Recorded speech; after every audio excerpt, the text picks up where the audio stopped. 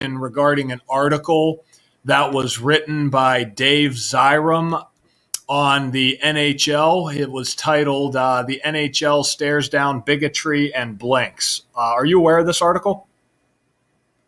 Honestly, no, because we don't even get to see the magazines here.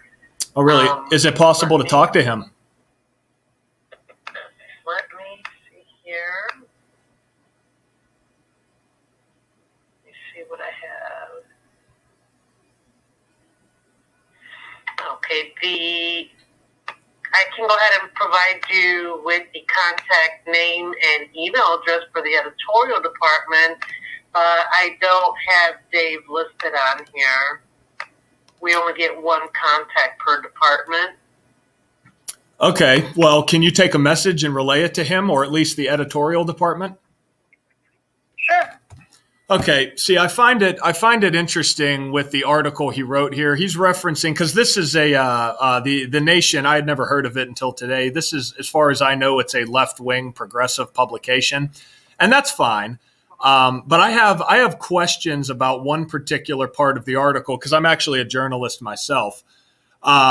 I notice he talks about how, and you see this a lot, particularly from liberals and left-wing publications, they talk a lot about how these players who refuse to wear warm-up jerseys with the LGBT pride nights, these people who cite, Christianity or our personal beliefs, they get very demonized by left-wing outlets such as The Nation, where he goes on to write in his article, he says that his refusal to wear the pride warm-up jersey for the game was not religious, it was political. Now, Reimer himself said it was religious and not political, and this guy argues it the other way.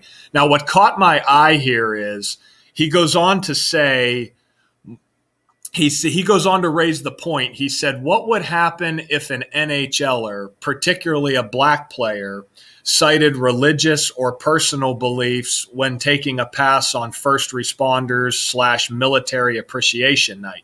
He goes on to say the energy would be much different and the traditional fan base would call him a fascist.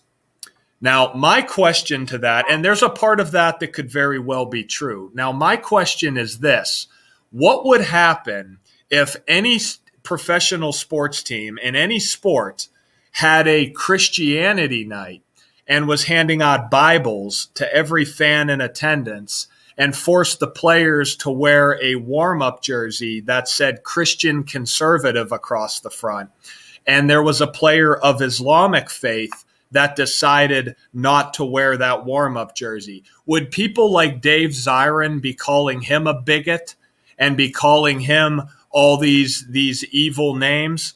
My guess is people like Dave Zirin and The Nation and all other progressive liberal media outlets would be glorifying that player that took a stand against Christianity and would be outraged at the fact that there's even such a thing as a Christianity night.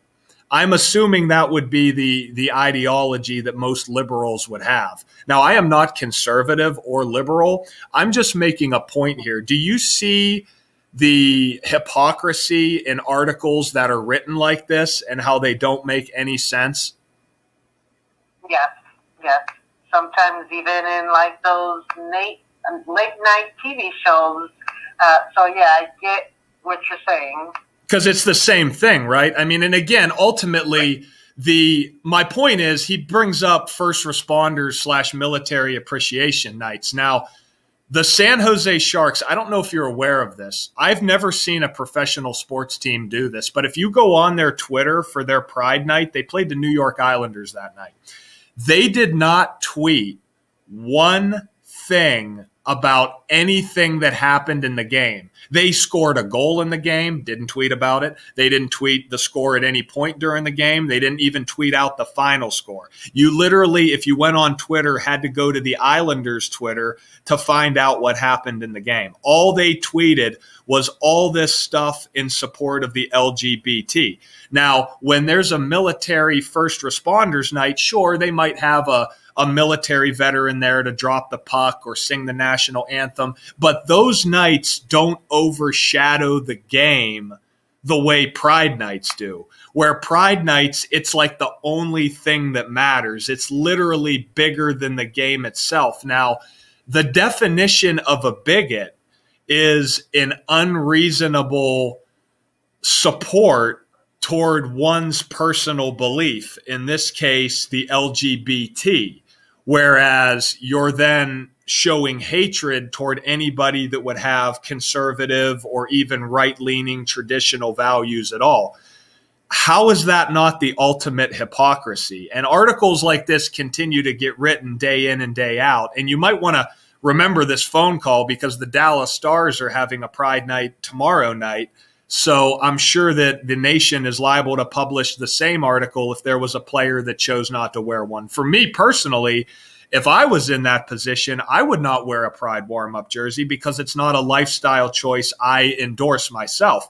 Do I hate gay people? Do I hate that gay people exist? Not at all. I love all people. But the difference is I'm not going to embrace a lifestyle that I personally am not on board with. When I worked at UPS as a package handler for 4.5 years, I worked with a girl who was a lesbian. And we were great friends. We're great friends to this day. She lives in Myrtle Beach now. And I still stay in contact with her, and I hope that she's doing great. But I'm not going to embrace a lifestyle that I don't agree with. And I don't think it's right that progressive media outlets demonize somebody for not willing to buy into virtue signaling. It's not right to virtue signal this to somebody and say, you're a horrible human being and evil if you're doing this. You see this from hockey writers such as Mark Lazarus of The Athletic, Ian Kennedy of the Hockey News, and this goes on in other sports too, with the Tampa Bay Rays and Major League Baseball a couple years ago. So really, people like David Zirum and the rest of the editorial department, they should really think about what they're actually publishing and realize that it works both ways. And it's not right to demonize an entire group of people when they could make the similar points about you. Because if you're saying that you need to embrace a lifestyle or support a group of people that you don't support yourself, that would be like me telling David Zirum, who I see from his Wikipedia page that he's Jewish. That would be like him having to wear a shirt to his office each day that said Christian conservative across the front. Or that would be equivalent to, say, him having to, I'm sure most people probably working at the Nation are probably pro-choice when it comes to abortion. That would be like you guys having to go to the next pro-life rally or go to the next Donald Trump rally. You see, you might not wish that those people would die and drop dead, or at least I would hope not, but you're certainly not going to go to one of those rallies if that's not something that you believe in, correct? Right. So why does that not work the other way with people on the right? Why do they not have to, why are they being forced to support something that they don't believe in if you don't have to do the same thing on the left? Do you understand? Right. Exactly. Yes.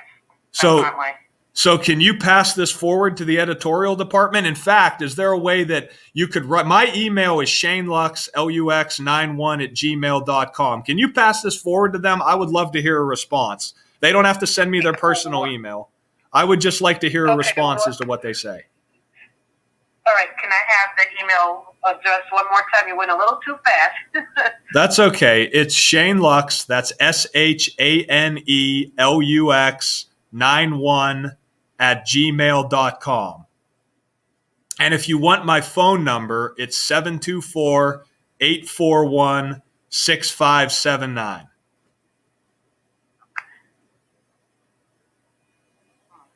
Do you have the complete title of the article that you're referencing?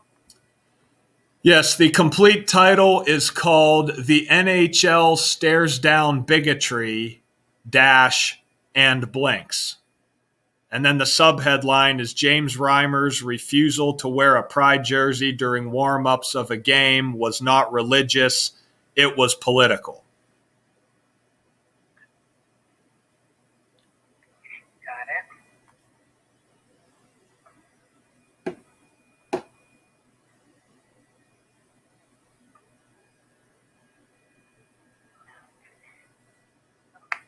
We'll definitely go ahead and get this escalated. And I do have your phone number and email address, and I will indicate you will be waiting on a reply as well. Okay. That sounds great, ma'am. I appreciate it. Sure. And let's see here. Do I got everything? Email, phone number, article, your information. Okay. Yeah, I got everything. And if there's anything else that I may be missing, is it okay if I either email or give you a call back? No, you can go right ahead. Okay. All right. I'll go ahead and get that escalated. And then in the meantime, is there anything else I could assist you with? No, ma'am. I appreciate you staying on the line and listening. I appreciate it. Okay. Oh, very welcome. But I do get your point, and it's very understandable. Okay. Yes, not a lot of people do. I appreciate it. But you have a good rest of your day, okay? Thank you. You as well. Take care. Bye-bye. Bye-bye. Well, she seemed like a decent person right there. I was on hold for the longest time, and I was trying to that's why I don't like doing live phone calls, guys, because sometimes you're on hold for an extended period of time, and it ends up being this huge, long, video. And I was like, that was a phone call to The Nation, which is a progressive left-wing publication. So we're going to go ahead and we're going to see if they respond to it. She was a nice lady. She seemed to get where I was coming from. So we will leave it there. And hopefully I got the beginning of the phone call in time, but we'll leave it there, guys. I'll talk to everybody soon. Until next time.